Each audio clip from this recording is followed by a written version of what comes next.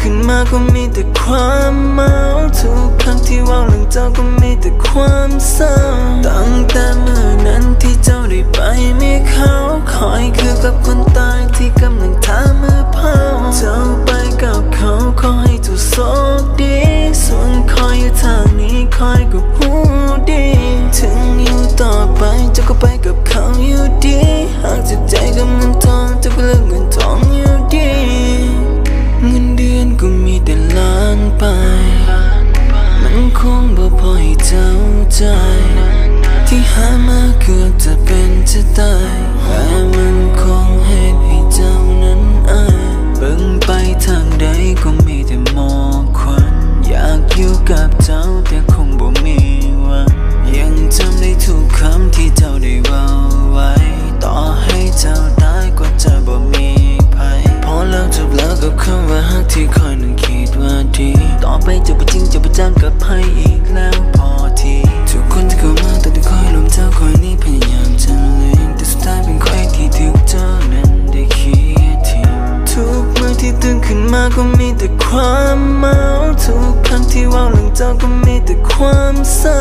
ตั้งแต่เมื่อนั้นที่เจ้าได้ไปมีเขาคอยคือกับคนตายที่กำลังทามือเผาเจ้าไปกับเขาขอให้เจ้าโชคดีส่วนคอยอยู่ทางนี้คอยก็หู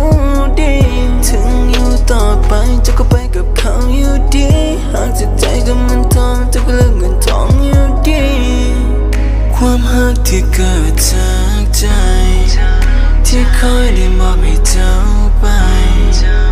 มันคงบ่มีค่าต่อเจ้าสมกับเงินทองที่เขามอบให้เบิ่งไปทางใดก็มีแต่คนหากันอยากจะมือเจ้าไปพร้อมกันแต่คงบ่มีวันเมื่อเขาคนนั้นให้เจ้าได้ทุกสิ่งที่เจ้าต้องการเข้าใจว่าคนทุกคนย่อมมีเหตุผลที่ต้องการคอยให้เจ้าได้เพียง100,000แต่ว่าเขาให้เจ้าได้ตั้งหลายแสนคอยเพียงพัฒนางแล้วจับแขนแต่ว่าเขาคิดว่าไงแล้วได้เจ้าเป็นแฟนคอยพยายามให้ทุกทีเดทต้องจบที่ I don't have money คนทุกคนก็ต้องเลือกสิ่งดีๆคอยเข้าใจก็บ่ได้ว่าจะเป็นมิตรทุกเมื่อที่ตื่นขึ้นมาก็มีแต่ความเมาทุกครั้งที่ว่าเรื่องเจ้าก็มีแต่ความเศร้า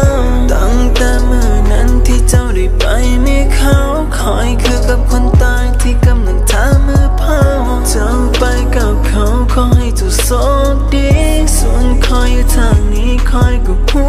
ดีถึงอยู่ต่อไปเจ้าก็ไปกับเขาอยู่ดีหากจิต